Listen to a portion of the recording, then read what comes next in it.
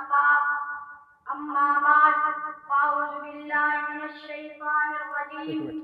بسم الله الرحمن الرحيم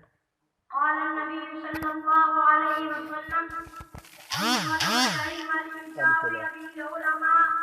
أو ليماري بالسفهاء أو يصرف وجوه الناس إليه يتقرب النار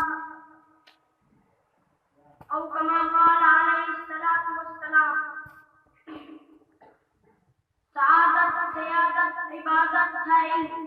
سعادت سیادت عبادت ہے علم بصیرت ہے دولت ہے طاقت ہے علم بے شکر جو لوگ علم کی دولت سے ہیں خالی کہنے کو تو بشر ہے مگر بشریت سے ہے خالی میرے بھائیو دوستوں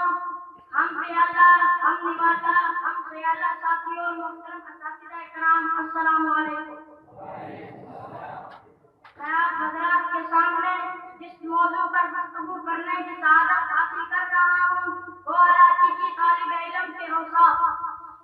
گرامی قدر علم کے معنی ہے جاننا پہچان حاصل کرنا علم کے بغیر انسان ادھورا ہے علم کے بغیر انسان ادھورا ہے انسانیت اور حیوانیت میں فرق کرنے والی چیز علم کی لازوال دولت ہے جو اللہ تعالیٰ کی صفات میں سب سے عظیم صفت ہے اللہ کے خزانوں میں سب سے اہم خزانہ ہے جس طرح علم کا اہم خزانہ ہے تو اس کے حاصل کرنے والوں میں بھی ایسے اوصاف کی ضرورت ہے